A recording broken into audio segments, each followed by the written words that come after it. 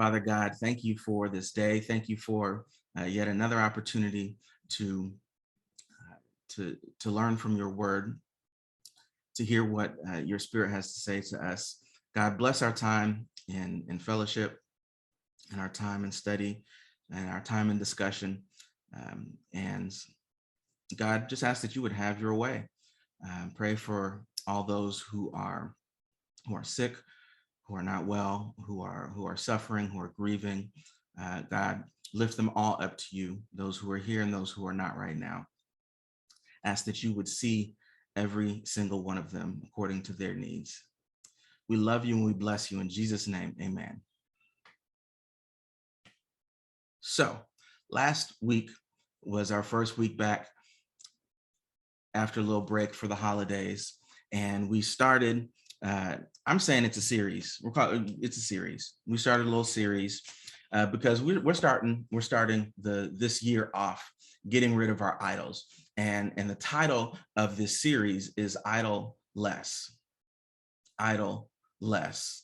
Like it's a hyphenated word that I made up, idle less. So we want to idle less until we're idle.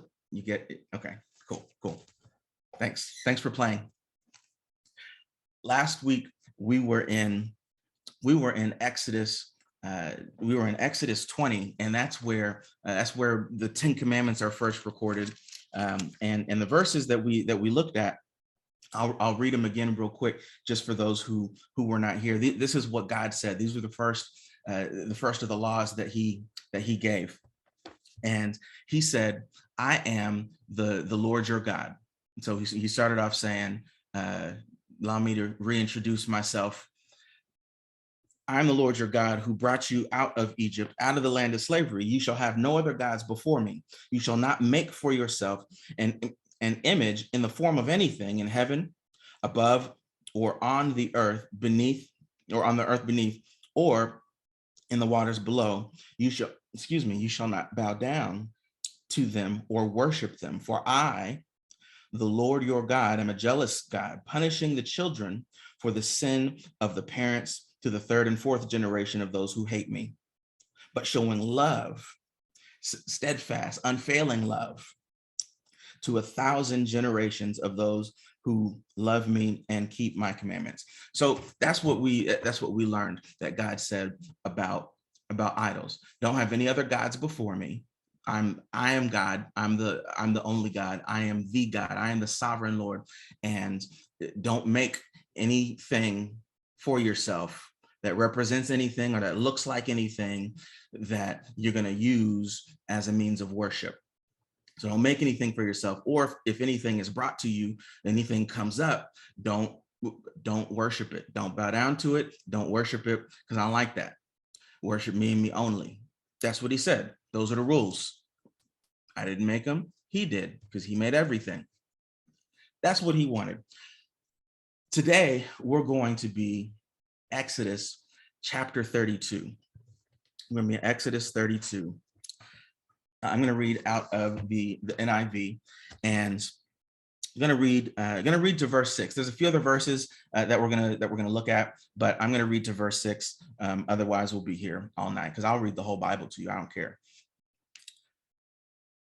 Exodus 32, verses 1 through 6, and it says, when the people saw that Moses was so long in coming down from the mountain, they gathered around Aaron and said, come, make us gods who will go before us. As for this fellow Moses, who brought us up out of Egypt, we don't know what has happened to him. Aaron answered them, take off the gold earrings that your wives, your sons, and your daughters are wearing and bring them to me. So all the people took off their earrings and brought them to Aaron. He took what they handed him and made it into an idol, cast in the shape of a calf, fashioning it with a tool. Then they said, these are your gods, Israel, who brought you out of Egypt. When Aaron saw this, he built an altar in front of the calf and announced, tomorrow there will be a festival to the Lord. So the next day, the people rose early and sacrificed burnt offerings and presented fellowship offerings. Afterward, they sat down to eat and drink and got up to indulge in revelry. This is the word of the Lord. The word of the Lord is already blessed. So last week we saw that God said, don't have any other gods before me and don't make any idols. And what are we doing now? We're making idols. So the very thing that God said, don't do. Like he started off, I'm the only God. Cool. Seems like they got that. Don't make any idols. Don't make for yourself anything that looks like anything and use it as a substitute. Don't worship it. Don't use it as a substitute for another God or a mediary, or just worship me. You don't have to see me. But this is what they did. Moses was gone a while.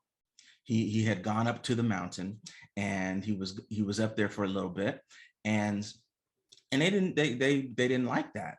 Where's Moses? Where is this guy?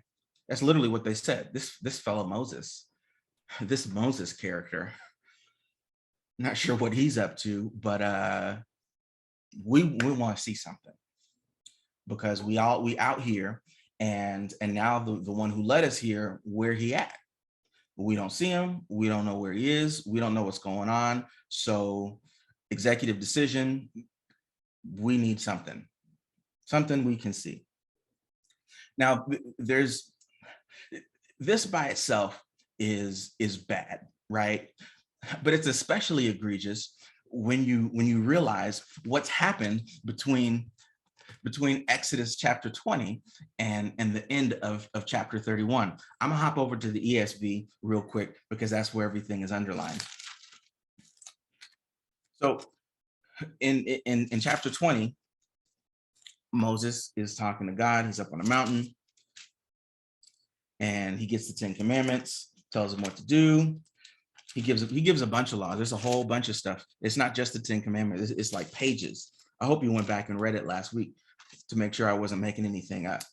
So in chapter 24, the covenant was confirmed. Here's what happened in chapter 24. Moses came down, and God told Moses, go down, get Aaron and some of the other priests, what did he say? He said 70 elders of Israel, and worship from afar. So Moses alone shall come near the Lord, but the others shall not come near. The people shall not come up with him. This is the part right here, starting at verse 3. Moses came and told the people all the words of the Lord and the rules. And all the people answered with one voice and said, all the words that the Lord has spoken, we will do. And Moses wrote down all the words of the Lord. He rose early in the morning and built an altar at the foot of the mountain, and 12 pillars according to the 12 tribes of Israel. So Moses gets this law that's recorded from chapter 20 until almost the end of chapter 23. God says a lot, gives some instructions on how he wants his people to live. Moses comes down, gets the leaders together, and he says, this is the word of the Lord. Here's what God said. These are the rules that he gave us. They say, we heard you, we got it. So we've got a verbal authorization. We've got a verbal commitment to follow. And then Moses writes everything down, and he builds an altar. Jumping down to verse 7 of chapter 24, then he took the book of the covenant. Now it's a book. Then he took the book of the covenant and read it in the hearing of the people. And they said, all that the Lord has spoken, we will do, and we will be obedient.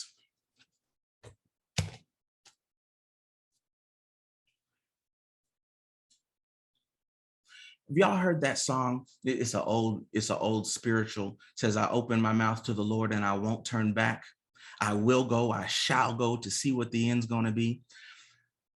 They opened their mouth. They got a verbal confirmation of what the Lord had said, and they gave a verbal response. They agreed to the oral recitation. Then it was written down. Now it's in writing, and it was read for them. Confirmation. This is what was said, and they said, "That's what the Lord said. That's what we're gonna do. We will obey." This isn't even one of the points, but and maybe I should have saved this and used it as a question. I'll ask it again later. Have any of you ever made a commitment to God that you will do something that you clearly heard him say to do, and you said you were going to do it, and then a few chapters of life go by? Okay, I'll ask that question again at the end. Give you some time to think of what it is, so that you can be transparent with everybody. So Moses did some ritual stuff, and they gave an offering. They gave a fellowship offering. They gave what is it? A peace offering and a fellowship offering. They're very specific offerings that he gave, and we see them repeated. So that was in chapter 24. Just wanted to give you some context of what had already happened. God gives the instructions. Moses comes down, gives the instructions. Now, if you only know about the 10 Commandments from the Charlton Heston movie, then there's some pieces that you're missing, and that's okay. Like, it's not your fault that they didn't put everything in the movie. There are no tablets yet. Moses comes down, talks to the people, tells them this is what the Lord said. They said, whatever the Lord said, that's what we're gonna do. And then they worship. They have I guess you could say they have church. They do some stuff. They didn't have communion back then, but whatever. They have a little service to commemorate. They offer up burnt offerings and a fellowship offering. These things are really important. That's part of what God had said in those two chapters, or those few chapters 20 to 23. He explains some different offerings: a burnt offering and a peace offering. That's what they're supposed to do. They do all that, and then God says, "All right, now you and the leaders, y'all come up. Don't bring them up all the way, but y'all come up to a certain place. The cloud of the Lord is going to come down over the mountain, and then y'all worship. This is close as they can come to me. And then Moses, you come up, and I got something for you." So they're doing all this. Now, that cloud that I mentioned, you may recall or not, earlier in the Exodus, when the Israelites are leaving Egypt, they need to know which way to go. And so God leads them. He is by day a pillar of cloud, and at night a pillar of fire. And then at one point, when they're backed up against the sea, God, the pillar of fire moves from in front of them and then goes behind them to stand between them and the Egyptians. So God manifests himself visibly for the Israelites on their way out of Egypt. Now the cloud has moved over the mountain. And as we see here at the beginning of chapter 32, Moses has been up there for a while. It's been 40 days. We're not going to read that part. It was 40 days that he was up there. He hadn't been gone for that long before. So here's where we get to the beginning of our lesson and these points for tonight. I didn't give you my title. The title here is, it's silly. Our title is Calf Time, like halftime, but it's calf time, because that's what they did. First point: relying only on what we see can lead us toward idols. Relying only on what we see can lead us towards idols. Relying on what we see can lead us towards idols. In the New Testament, we are reminded that we walk by faith and not by sight. We walk by faith and not by sight. But here, after everything they've seen, when the people saw that Moses was so long in coming down from the mountain. So one commentator suggests that they were afraid. And that's very possible. They're afraid. They don't know what to do. Like, they've seen all this stuff, but Moses was there for all this stuff. Moses was there when the plagues happened. Moses was there when the final plague happened, and they had to kill a lamb and put the blood on the doorpost, and their firstborn was spared. Moses was there for that. When it was time to leave, when Pharaoh finally let his people go, that Moses was there for that. When they had to cross the Red Sea, Moses was there for that. When they got hungry in the wilderness and needed something to eat, Moses was there for everything. And they had come to rely on Moses and this visual representation of God. And now Moses is gone for 40 days. 40 days. It's a long time, I guess. And the cloud that was leading them, that was going before them, that represented God, now the cloud is up on the mountain and God is fellowshipping with Moses and with the other leaders. Now, does that mean God has left them? Well, we understand the end of the story. We have some different understanding than they might have back then. No, God has not left. God is still there. God is in control. He has knowledge of all things. And we have to remember that just because things in this season don't look the same way as they looked in the season when we knew God was with us, does not mean that God has left. Just because things do not look in this season the way they looked in the season when we got up early and read 8 chapters out of our Bible and listened to an entire worship album, and we turned on the humidifier and it likened to the Shekinah glory of the Lord, and we just laid there in the humidity of our bedroom, knelt before the Lord on the side of our bed, and we put a doily on our heads, and we took 8 pages of notes in our journal every single day, and we prayed until the rooster crowed, and we prayed our eggs hatched into the skillet and fried. Like, there was that season. And then there's now, where, like, every time we go into the Bible app, the streak says 1. It's like, dang, I thought I was in here yesterday. I thought I read a verse yesterday. What was the verse of the day? Let me refresh.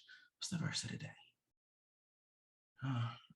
I'll just look at the image. Oh, the picture just has 5 words because those 5 words from the verse make a prettier graphic. So I got a little piece of a verse today. Praise God. Hallelujah. Yes, Lord. Now let me get into everything else. Oh my goodness, my life is in shambles. Let me get, I know what I'll do. Let me get back on my phone, except this time I'm gonna read what everybody else got going on. Oh, wow. Oh, they got engaged? I wish. Oh my goodness, they're gonna have a baby. I wish I. How'd he get a new car? How did he get a new car? I knew I should have went with him to that job fair. And we go and we consume all this other stuff that just has us, we start looking at what we see, and we see other people being blessed, and we don't have the stuff that they have. And so things must be different. Things must be different. I need something that's going to make me feel complete. I need something that's going to make me feel better. And that could be any number of things. Listen, I know this because a friend of mine told me this. This person is an artist, a music artist, and they're working on their album, and they're putting out a bunch of posts, and their labels putting out a bunch of posts, and then they go on vacation, and she out there with her man, and she done lost some weight, and she's photo fresh, right? Got everything together, and she got her bikini on, and those pictures get more likes than the ones when she in the studio working. And she at one point asked me, hey, will you like and comment and maybe share it on your stories so you can boost this other stuff? Because the algorithm, for some reason, makes it so that everybody sees when my skin is out, but not when I'm in the studio working, or when I post a picture fully clothed and reading the Bible. The algorithm knows how to get you some likes, and if you maybe that's what you do is, you know what, I am going to I'm going to be an Instagram gentleman, whatever. Or you know what? I'm gonna quit this job and I'm gonna go work at this other place because I can make more money. Or you know what? I was supposed to have been saving my money up for whatever, but I'm gonna go get this car. Or that payment's gonna be high. I think I'm gonna have to. Well, you know what? What I'm gonna do is I'm gonna just use the tithe money, because that's more than enough to cover this car note. And then God's gonna bless me with a raise, and I'll make it up. I'll make it up with my tax refund. I don't know. We create we'll create idols for ourselves to make ourselves feel better, because things don't look the way we want them to look, because our stuff don't look like somebody else's stuff, because our season today don't look like our season of yesterday. There have been times when I have been exercising and trying to eat healthy, and I did some like before and after photos. And if I'm speaking for the season that I'm in right now, if I were to take another photo, I would want to line it up before my first before photo, because my borders have been enlarged from previous seasons. And so it don't look right. But just because it don't look right doesn't mean that God is not present. It does not mean that God is not there. It does not mean that God is not making things right. God, at this moment, that the Israelites saying, we see that Moses has been gone for a long time. Based on what we see, at that moment, God was putting in stone his law for them, what was going to signify them as his people. So God was doing something, putting it in stone. And if it's in stone, once it's in stone, like that's it. He was putting in stone something that would help to solidify the relationship between them and him. But what they saw was that he was not there at all. Again, relying only on what we can see will lead us towards idols, or can lead us towards idols. It might not always lead us towards idols, but we get the point. My next point is that impatience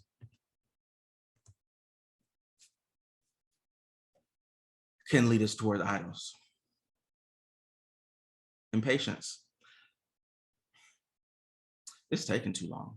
All right, I'm gonna do things God's way. I'm gonna do things God's way. I'm gonna, and you can fill in the blank for whatever it is that you at one time needed to lay down at the feet of Jesus. I'm gonna stop doing this. And all right, no, it's not working. No, it's not gonna work. I don't see it. It's not gonna work. And maybe you decided, you know what, I'm going to stop fornicating.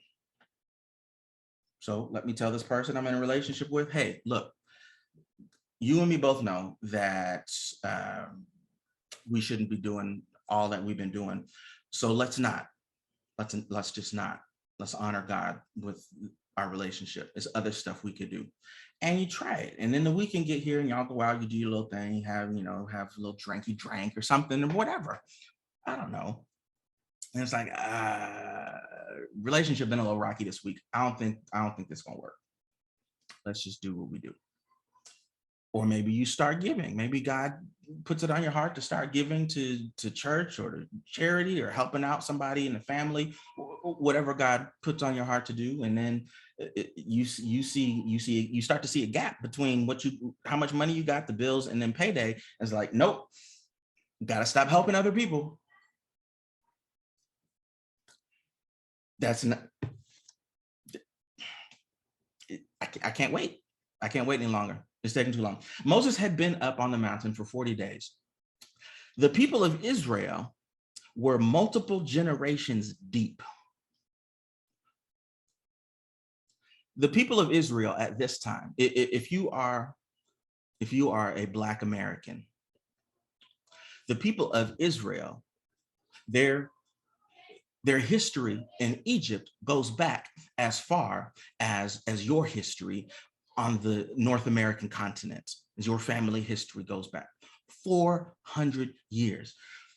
So after 400 years in Egypt, 40 days is too long. After God rescues from 400 years of mistreatment and oppression and being marginalized and maligned, and he says, I'm gonna take you out of that and we're gonna go a different way. But then for 40, just 40 days, who's good at math? What's that, 1%? Impatience will lead us towards idols. Our inability to just sit down for a minute. Our inability to just wait. Our inability to see how things play out. Let me see what God's gonna do. Don't be impatient. It is right now, it is the 13th day of 2022. Do not give up on the things that God instructed for you to embark upon this year because you're not seeing results in 13 days. I don't know what he told you to do. I don't know what he told you to put down. I don't know what he told you to pursue that you had been afraid to pursue or felt you were not qualified to pursue. And God said, nope, do it. And you said, God, in 2022, I'm gonna do it. We are 13 days into the year. And somebody, myself included, has already thought about, maybe this isn't the year. I thought I would look. I just told you about my expansion, and I said, you know what? Before the new year, I'm gonna start before the new year. I'm gonna start before the new year. I'm gonna start drinking my protein shakes, and I'm gonna ride the exercise bike, and I'm gonna drink more water. I'm gonna do all these things. And that way I can get ahead of the January rush. I don't want to be no New Year's resolutionist because I'm prideful. But then I didn't do that. Okay, so I'll do it at the start of January.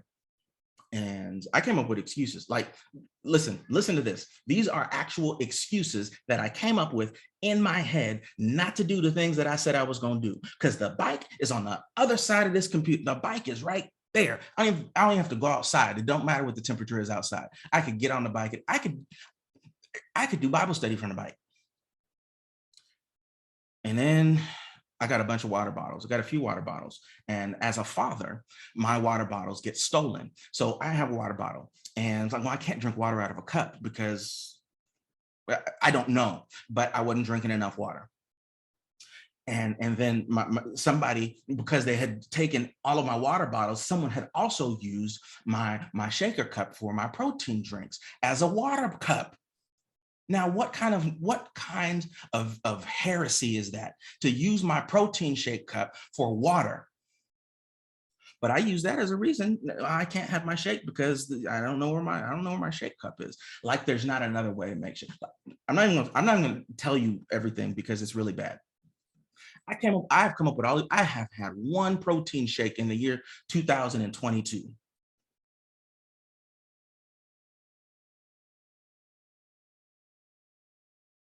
But I'm gonna be like, oh, might as well size up again. I already sized up for COVID. I went ahead and switched out of the mediums.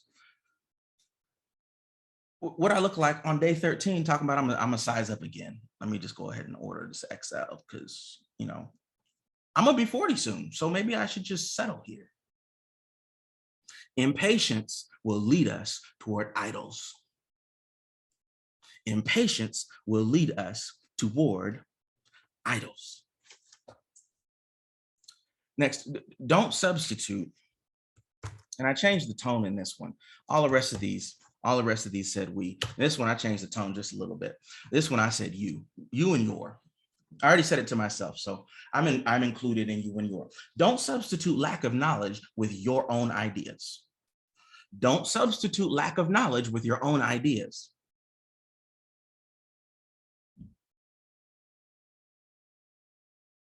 Don't substitute lack of knowledge with your own ideas. Lack of knowledge is not an excuse to just come up with our own ideas. Proverbs 3, 5, and 6 says, trust in the Lord with all your heart and lean not on your own understanding.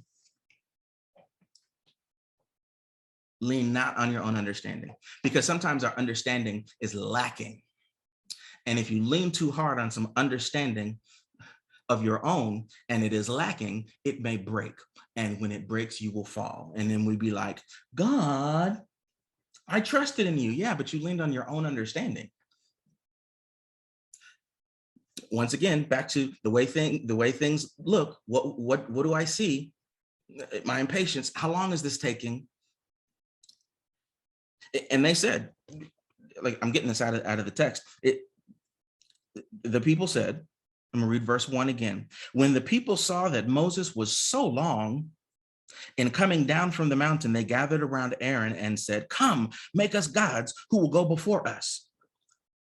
As for this fellow Moses, let me stop real quick. You know how disrespectful that is? After everything Moses has done for them, this fellow Moses, not sure about him. Where did he come from again?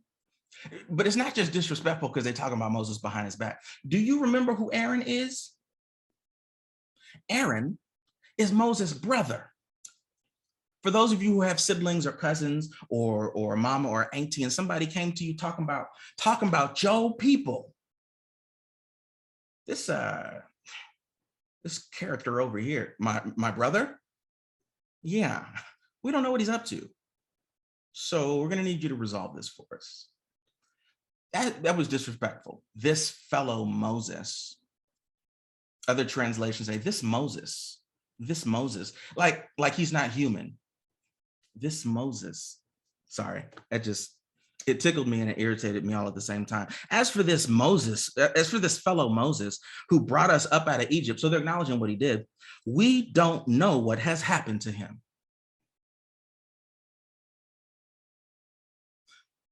So they're giving their reason why they are saying to Aaron, come make us gods who will go before us, because we don't know what happened to Moses. We don't know what's going on. So we would like to take matters into our own hands.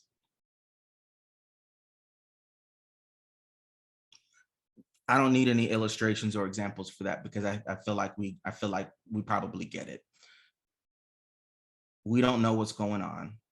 And so we take matters into our own hands. I'll give one example, only because I'm guilty of this. You ever call someplace and you've been on hold for so long? You've been on hold for so long, and you get tired of waiting and you hang up. It's a call you needed to make. You needed to talk to these people, but they've had you on hold for, I don't know, all of 12 minutes. This is a true story. So you hang up.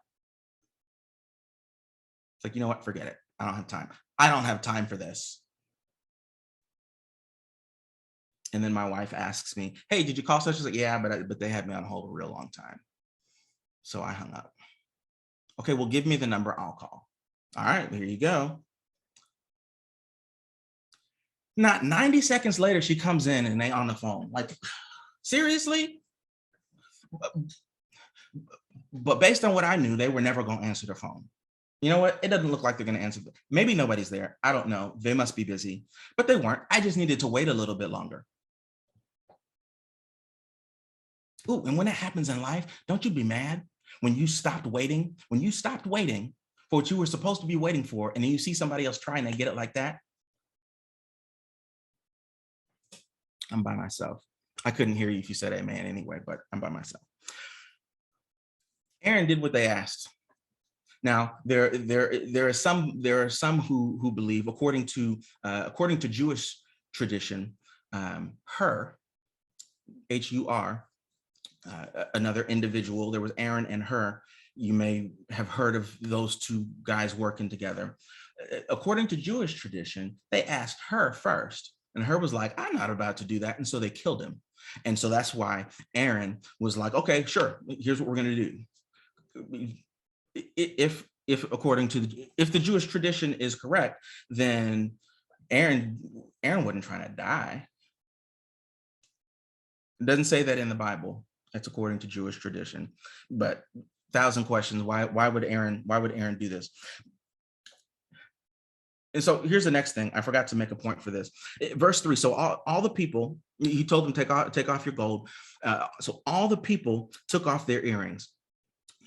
And this is what happens. Do you know where they got this gold? Do you remember where they got this gold? I can't think of the exact verse, so I'm not going to go look for it right now. But when they were leaving Egypt, God told his people, ask your neighbors for things of value. And when they left Egypt, they pillaged Egypt. They took so much gold out of Egypt. God blessed them in their going out. You might not have had nothing while you were here, but in your going out, I'm going to bless you. And it's going to be from the hands of the people who oppressed you, my God. And here now, in order to build an idol, Aaron is collecting their gold.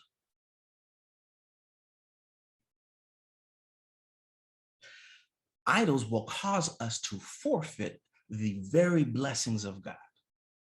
Make that a point. Idols will cause us to forfeit the very blessings of God. God blessed them with that gold. And now, in order to have an idol, they're giving it up.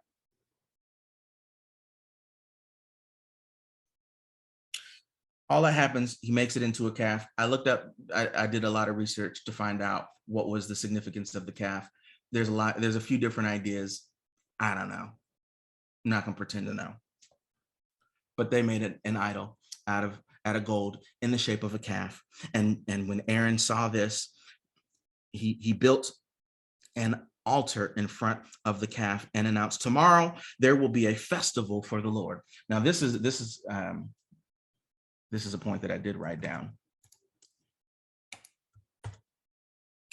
Calling our idols representations of God's goodness is a lie.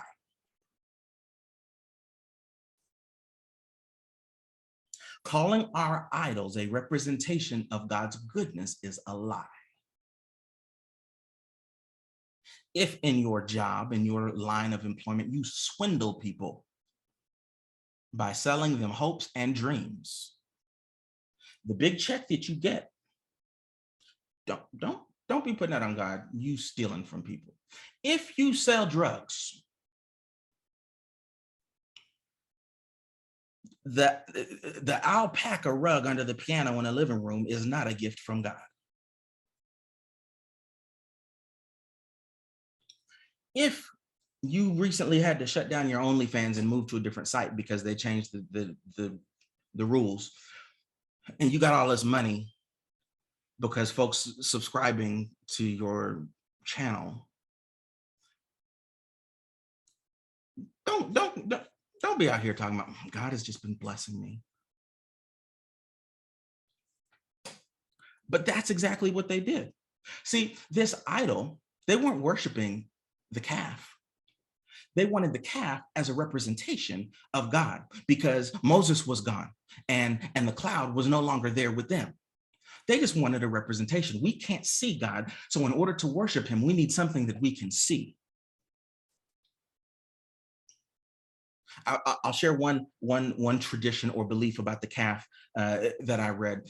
One idea is that it is based on some other ancient religious practices where a bull was the vessel by which the god would sit. So if you have a bull, then the God would come and sit on the bull, and that was how you got the presence of that God. Don't know if that's the reason they did it. Not saying it is, but nonetheless, that goes back to what God said in Exodus 20. Don't make any image that represents anything. Don't bow down to it. Don't worship it. And what do? Here go Aaron. He builds an altar.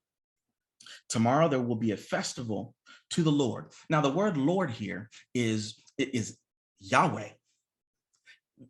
They're still talking about God, but they built an idol. But we're gonna have a festival to God, big God, with this idol. So the next day the people rose early and they sacrificed burnt offerings and presented fellowship offerings. That's the same thing that they did when they got the rules. That's what Moses led them in. So now they think that they're really worshiping God, that they're honoring God somehow. Sometimes the things that we do that we think are honoring God, or that we say are honoring God, that we use as our outward expression of honoring God, don't really honor God. Because in reality, we know what he said, we know what he told us. We just, we saw how things were going. Things were taking a little bit too much time for our liking. We didn't have all the details, and so we filled in the blanks with our own ideas. And then the result, because it looks good, we say, "Oh, this is of God. Thank you, God." And God, like, I didn't do that. I had nothing to do with that. Wait till you need an oil change on that thing. You're gonna be cussing me. I didn't have nothing to do with that. Don't put everything on God. Everything that we say is a representation of God is not. Only what God says comes from him is what we got. So saying that if you really have faith, you'll be healed. God ain't say that. I can have faith and remain sick. I can have faith and die. If you really have faith, if you got faith like me, money will come to you. Bring me some money. Yeah, money cometh. Bring me some money. See, you brought me some money. It's because I got faith. No, you were bold enough to just ask me for some money. Standing behind the pulpit. That's like, come on. That ain't what God said. Don't call things that are not of God, because it's just a lie. And the truth got a way of coming out. The Bible says what's done in the darkness will come into the light. Truth will be revealed. That's why Jesus said, know the truth and the truth will make you free. It is bondage to believe that something that is not of God is of God. To believe that something that I do that does not glorify God somehow glorifies God. No, ma'am, no, sir. Let me recap these. Relying only on what we see can lead us toward idols. Impatience can lead us toward idols. Don't substitute a lack of knowledge with your own ideas. Idols will cause us to forfeit the very blessings of God. And calling our idols representations of God's goodness is a lie. What God is challenging all of us, and those who are part of Net Church, and even if you're not, you hear this, and so you too, God is calling us to rid ourselves of our idols. Our idols are in the way. Our idols are in the way. Our idols are in the way. It might be the very thing that we think is going to be the catalyst to get us to where we believe we're supposed to be. And it could be that very thing that is getting in the way. I don't know what that is for you, but God is calling us to get rid of our idols and make room for what he wants to do, the way he wants to do it.